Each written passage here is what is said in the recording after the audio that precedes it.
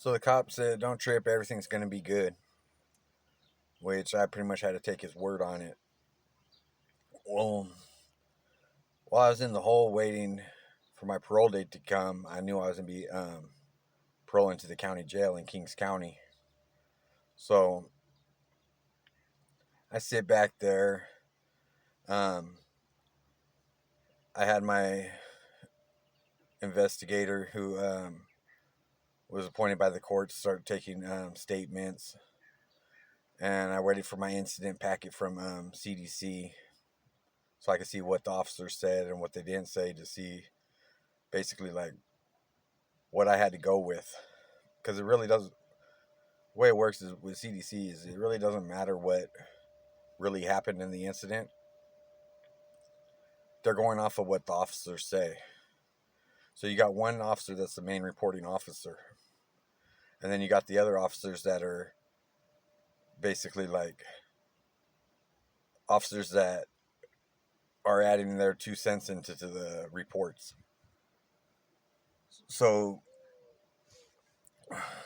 really what really happened doesn't really matter, because they're not going to listen to what really happened anyways. They're going to go off that first officer's report.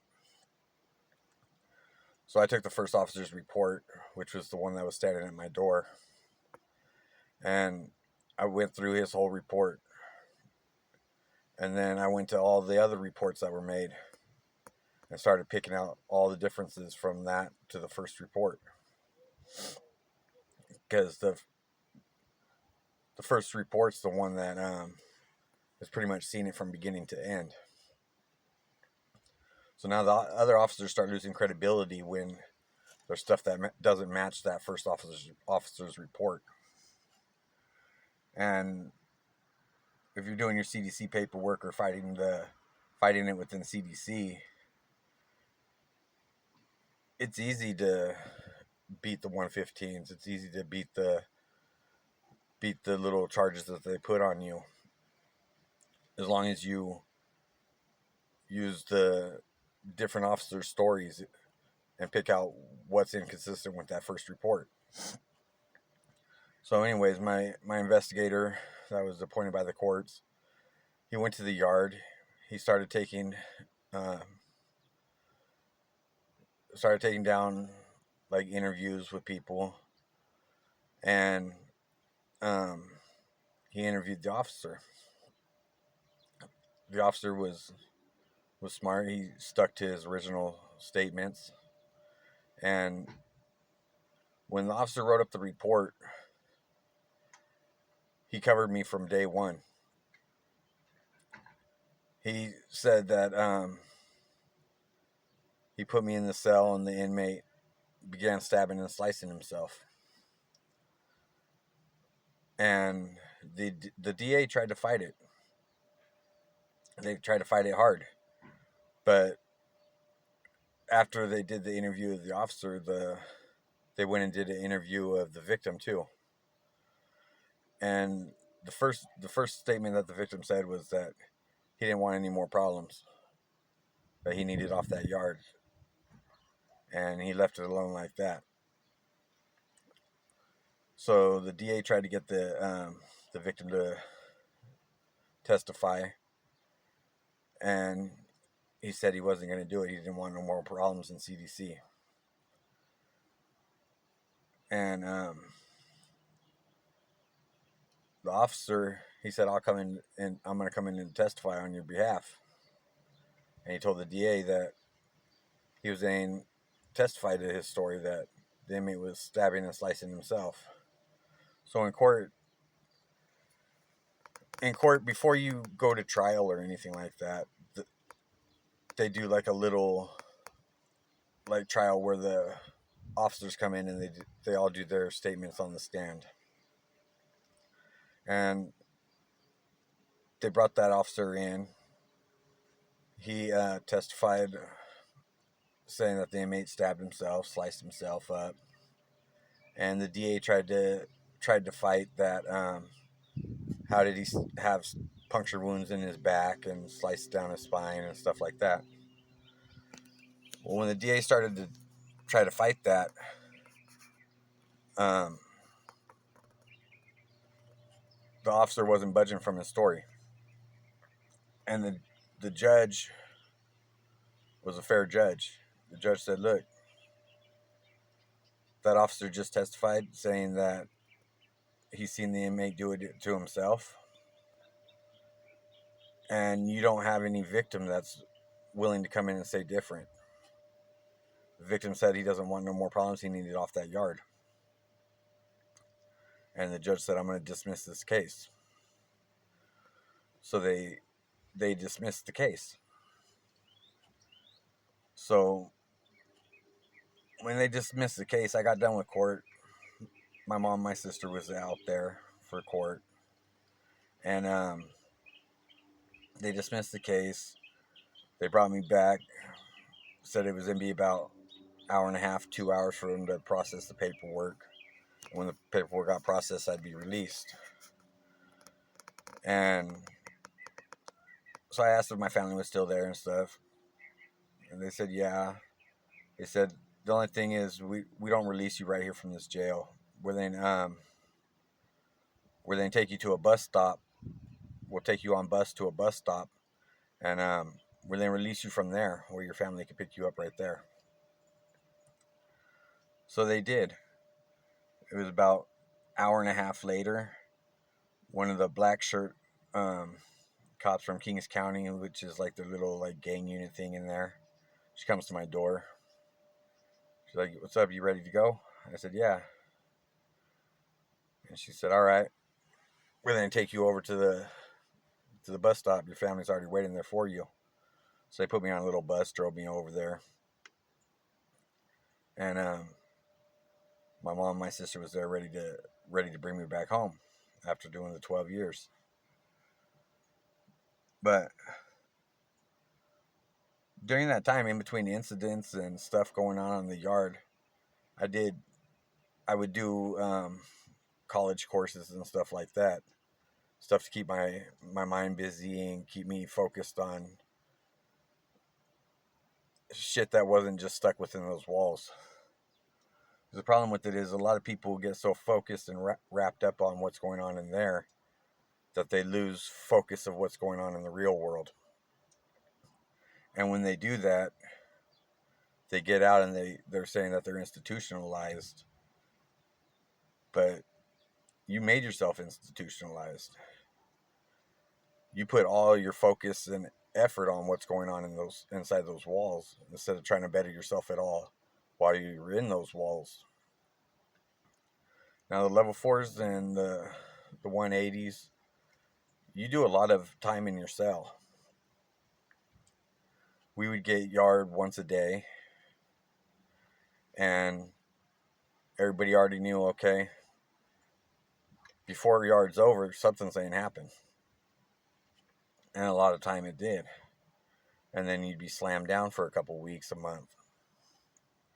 So during that time, I started doing college courses. I was never religious, but my real dad, he passed away while I was locked up. And I was actually in the hole at the time when he passed away. And they came to my cell and cuffed me up. Said, hey, we need to bring you to the counselor.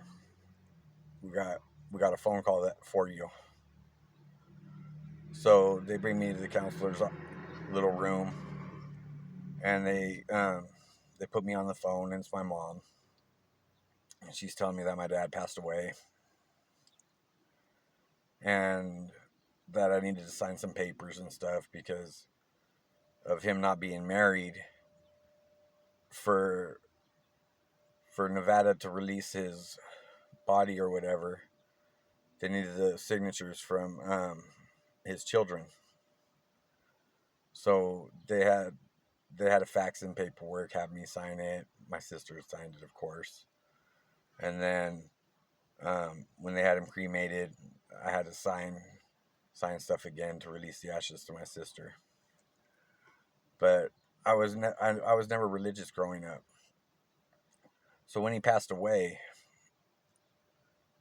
some of the college courses I started doing was was some Christian courses, and they're it's recognized and accredited with the state of California. And I did all the courses, and the place that I ended up doing these courses with, because I wrote a lot of places trying to see um, if they were willing to work with inmates, and a lot of places won't. And the reason why is because they're not getting paid or funded to work with inmates. And a lot of them that had said that, yeah, we tried to work with inmates in the past and it never worked out. So kept writing. I wrote one. They said, no, we don't work with inmates. Um, and I kind of hit like a dead end at it. So I started writing them all a second time, thinking maybe one of them will have like a change of heart and be willing to do it. So one of them writes me back and says, look, we don't work with inmates, but what we're willing to do is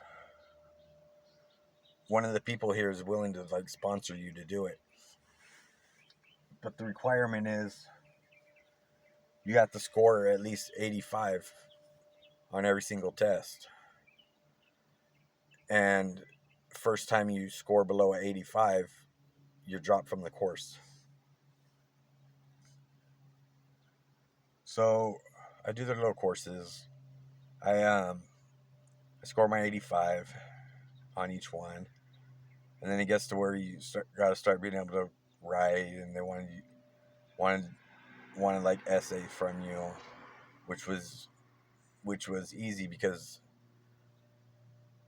I did a whole bunch of writing and essays when I was at Jamestown and Tuolumne Yard, so that made it super easy for me. So I'm going through their whole course. I do it. I do all their testing. Took about a year and a half because I had to mail. I would have to complete the courses, mail them back to them. They would send me a month at a time, um, but they wanted me to send in my week each time, and then so basically I'd send them the first week. I sent them the second week, and when they would get the second one, they would send me the next month of courses. That way, when I got a couple in, I wasn't staying behind on having my stuff graded. They were able to grade it each week. So I ended up completing these courses, and they asked where I wanted the certificates and stuff to go. So I'd send them my mom's address to have the certificates go to her because she didn't know I was doing these courses. So I ended up having the certificates sent to her, and I was talking to her on the phone, and she's like, "Oh, some stuff showed up from this church place or some college." I'm like, "Oh, all right." I said, "Have you opened it?" She said, "No." So she opened it up, and it was um, certificates for being ordained minister. So they ended up giving me my certificates for that to where I could do marriages, baptisms, stuff like that. And then I did some other college courses on like beginning business and stuff like that. That way, when I got out and I knew exactly what I wanted to do, I would have knowledge on being able to do like small business and stuff like that. So I ended up getting home, and my family, I'd put them through a lot going in and out of jails and prisons. And my mom getting older and stuff like that, she was, I didn't want to put her through it no more. So when I got out, I already knew getting out that I wasn't going to rely on family when I got out.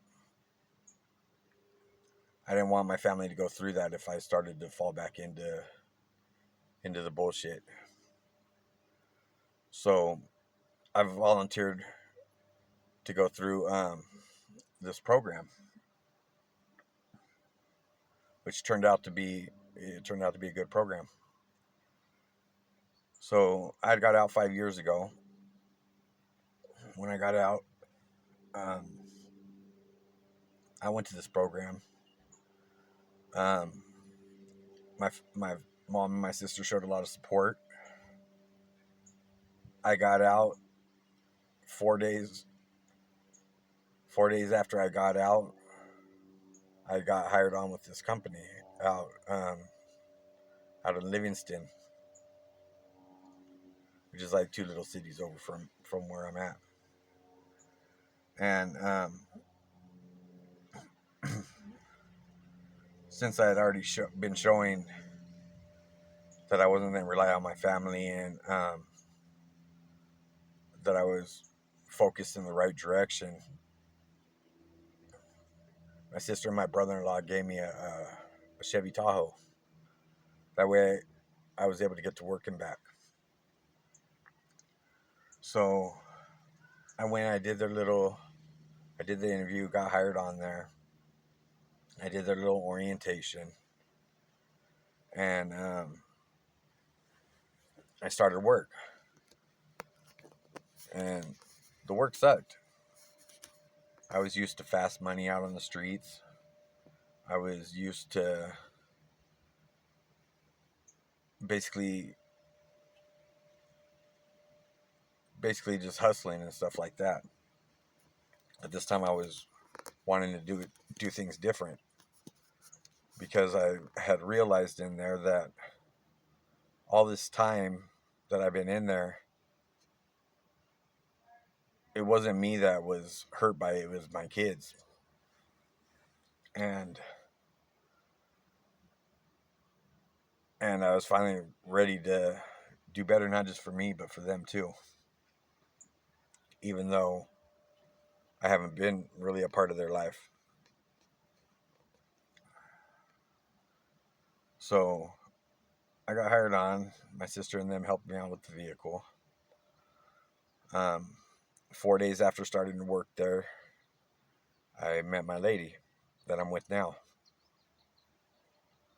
So we're going on 5 years together now.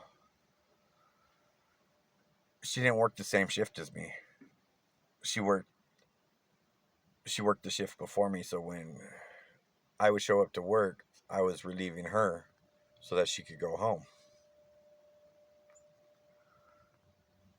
So we'd only see each other for like a couple minutes, but her sister worked right there too. So I don't know if it was nervous, wanting to talk to her really, or what. So I kind of met like her sister first, but I'd met her sister to be able to ask her about her, like see if she had a dude or whatever and stuff like that. And so we began talking. I'd get off work, go back to where the program was, where I was at, shower, and the people that ran the house where the program was at was cool. He knew I was doing the right thing. I was working. I wasn't giving no dirties. Probation and parole wasn't sweating me. Um, so I'd go home, go back to the program, shower, and they'd let me take off. So I'd take off, go over, spend some time with her, stuff like that for a while. So while at the program, I was able to stack up some money. And um, I, I moved out of the program into my own place, which was only a little studio, but it was better than a prison cell. And I had the little studio. We we started spending more time together. It got to where she would go to work and I would watch her kids. That way, she didn't have to worry about a babysitter, and it was just starting to make stuff easier for us. So we did that for a while, and then it ended up getting our. I moved into her apartment, and we both continued to work there, and then we ended up changing companies, which I think a lot of it was because company where we were at, it sucked. You're working in 150-degree heat in a warehouse. You leave smelling like onions, garlic, and the way they did it is you'd work a couple weeks graveyard shift all night, and then they switch you up to where you had to work mornings, and then you had to work afternoons. It had a rotating schedule, which was hard because I can't work I can't work all night and then sleep during the day. Like after being in prison so many years and stuff like that, I was already basically like programmed to be up certain times and to stay up during those times. So when I try to work at night, I'd get home, I wouldn't be able to sleep. And I tried to, but just wasn't able to do it. So we ended up changing companies to another company out in Livingston, and we worked different areas. I got certified to drive forklift. I worked in their shipping and receiving department, and I would pull orders. So basically, what it was is um, I'd pull orders for to go to all these different stores and companies and shit like that. And you'd have your little forklift, and there was a bunch of dudes in there, probably about probably about 50, 60 of us on one shift, and everybody's got their own forklifts, and you get the little machine, and it would tell you basically what to pull for this order. So we'd pull the orders. When you had your order complete, you'd go stage it for whatever diesel it was going on. So we did that, and during this time, I'm still on probation and parole. So probation and parole was actually it wasn't bad. I had a cool probation officer. I never gave no dirties, never did no violations. I got out, stayed out. Um, they'd come check the house or the apartment or whatever. After I left the program, the program they were kind of it was kind of loose because they didn't really want to even come check nothing. But when I moved to the apartment, um, they tightened up a little bit to where they'd want to show up like once a week to see what was going on or and stuff like that. So after a few months of that and them seeing that nothing was going on, he put me on mail-ins where I didn't even have to go in. I just mail in as long as I didn't have no contact. And we started looking to because we wanted something bigger because of the kids, and then um, we started talking about because I wanted to have a kid that whose life I was going to actually be in because I knew I was going to try to stay out this time. So we talked about it and agreed on it, and right around the same time she got pregnant, we moved out of the apartment and got our house. That way, there was room for the family we were trying to build together. And a lot of it was we didn't want to move into a house and have neighbors seeing cops running up all the time and probation and parole running up all the time. We wanted like a fresh start so that when we got to into a house, neighbors didn't see that and judge us, which is what happens a lot of the time with tattoos. People start judging you before they even know anything about you. And then when the truth comes out and they realize they're wrong, it doesn't make a difference because they already tried to put that false jacket on you or that false image on you. So I kind of grew to not, I don't know, I don't even notice it no more. People out here are used to it. And people that know me and stuff like that, people have said, yeah, I prejudged you before I got to know you or talked to you and got to know you. And they're like, but I judged you wrong. Now, I've been off probation and parole 4 years now. I didn't give no dirties, no violations. We've actually had